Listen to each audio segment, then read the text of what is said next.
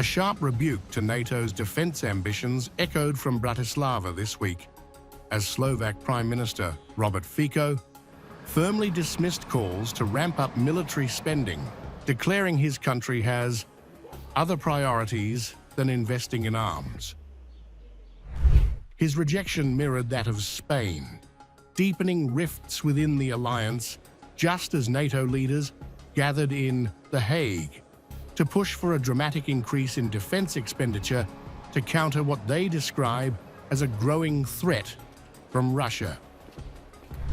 The proposed target, raising defense spending to 5% of GDP by 2035, has unnerved many member states still grappling to meet the current 2% threshold set in 2014.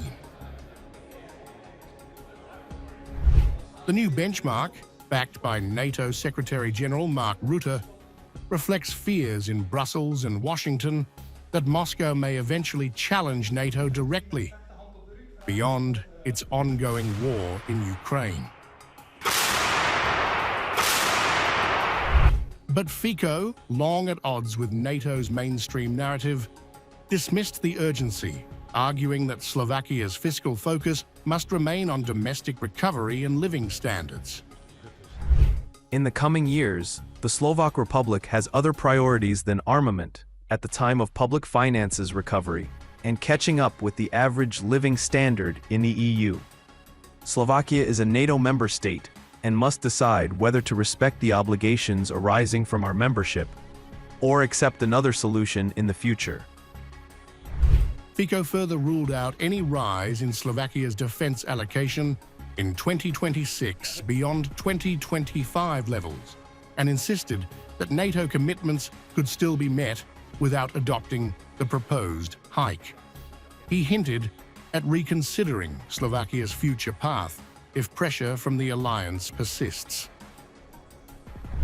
Citing Spain's outright dismissal of the plan as unreasonable, Fico invoked national sovereignty, asserting that Bratislava, like Madrid, must decide the pace and structure of its own defense investments.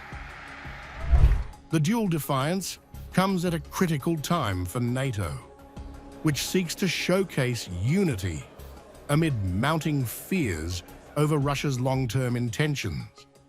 Yet dissent from leaders like Fico and Hungarian Prime Minister Viktor Orbán is straining the alliance's coherence.